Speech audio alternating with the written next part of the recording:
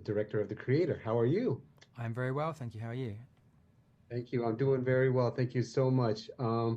This movie, it it it touched me on so many levels because it's very timely and it has conversations just about humanity itself. And since it's tied into AI as well, it's bound to stir some sort of conversations.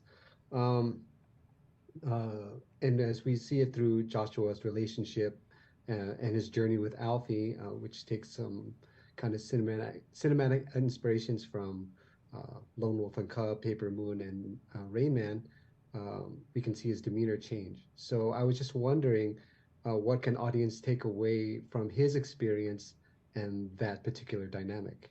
I wouldn't want to like force a takeaway on people. I really like films where you drive home from the cinema and you're arguing about what the movie meant, and you all have a Mhm. different opinion. But I do think at the heart of the film, I I guess, what became true as we were making it was just the idea of empathy for people who are not like you. I think we're always sort of quick to judge those that are different and see them as the enemy and vice versa. And so I was using AI to start with as a way of exploring that as a science fiction sort of metaphor. And then very quickly, AI became probably the most interesting idea in the film. And the idea of like, can you turn them off? Should you? What if they don't want to be switched off? All this sort of stuff, which weirdly was this distant science fiction idea when we were writing it, and then became kind of a reality in the last few years. It's been very surreal to watch. So creators also primarily set in Southeast Asia, or what in the film calls New Asia. Um, what can you tell me about those countries that made you want to take such a filming approach, at least, and how capturing that visual dichotomy between village and city helped you shape the film to what it is now? Yeah, I mean, I was very lucky. I got to visit Thailand and Hong Kong when I was about 12, and um, I didn't appreciate at the time the impact it would have on me. It was just kind of a family holiday, but it kept all that imagery. It was like going to another planet for me as a kid, and all the imagery just stuck with me as I got older and older, and I kept going back to it. And I always wanted to make a film set in Southeast Asia somewhere, and I remember actually I managed to get a scene in the movie that I saw as a kid, which was went to visit a factory where I think they were making cigarettes or something. It was something, and the ladies that were doing it were so good at doing it. They'd done it a million billion times that they didn't have to look at what they were doing. They were just like using their hands, and they were busy chatting to each other, and they were laughing, and they were gossiping or whatever they were saying. I didn't understand it, and I thought this was fascinating watching them just doing their job and never even looking, and they were just talking. And so I was like, I really want to put that in a film, and I wanted them to be making a robot, like making an AI, and that the robot is slowly coming alive and looking around, like, hang on, what's going on here, or where am I? And they don't care. They've done this a million times, and they're just talking and laughing, and that kind of imagery, like there was so many examples of that kind of stuck with me as a kid. That you just give it that sci-fi spin, and it becomes like something I've not quite seen before in a film, and so it just felt kind of to me it's so otherworldly that I get really excited. Like, I'm from in the UK. I like making films in other countries because to me it's special. Speaking about like the commentary and sci-fi, what can you say about the genre that makes it more um, humanistic, I guess? How can it relate to us beyond just the whole robots and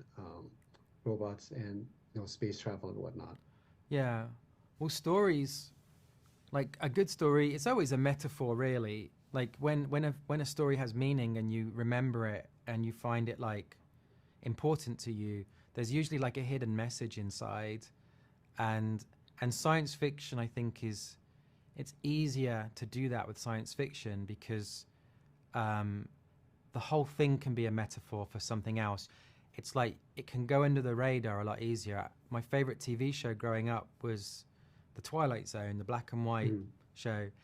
And the writer of that, Rod Serling, he stopped writing drama for television because he kept getting censored, and everything he did that he thought had a message or was important got censored by the advertisers.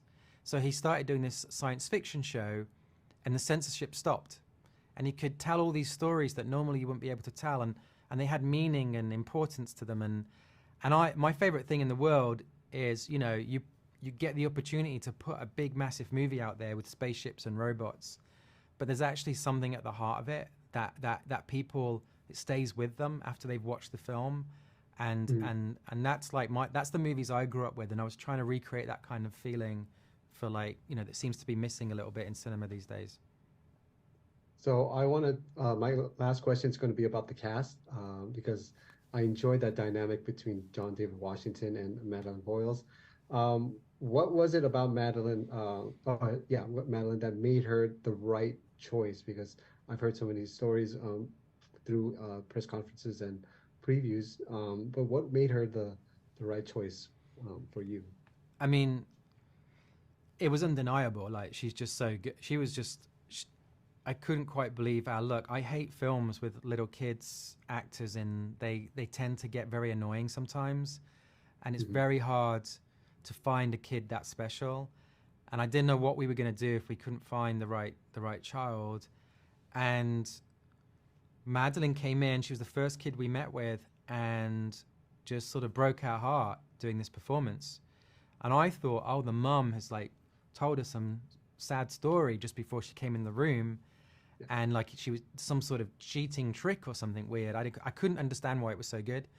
And so it was like, okay, well, let's play a game. Let's do something different. And I then invented a brand new scene that she couldn't have prepared for, and she did it even better. And it was like, oh my God, like this is a once in a, you know, lifetime opportunity for a director where you just get this very special little kid. It felt like cheating. I would love to say I was really clever and I was really great at directing and managed to kind of trick her into this performance, but she was perfect at it. She had like a switch. You could just tell her what the character was experiencing, and she'd just do it. She was so wonderful, and I love that exchange that she has with John David Washington also, that just carried on throughout the whole film. Yeah. So that was my last question. Thank you so much. Thank you. This film was so wonderful to watch. Thank you. I just can't tell everyone to watch it. Thank you so much. Thank you. Thanks a lot. Thank you. Fanboys, professional artists, and professors. Maybe a nerd who's just like you, talking about the things that you like too. So I invite you to the NOC.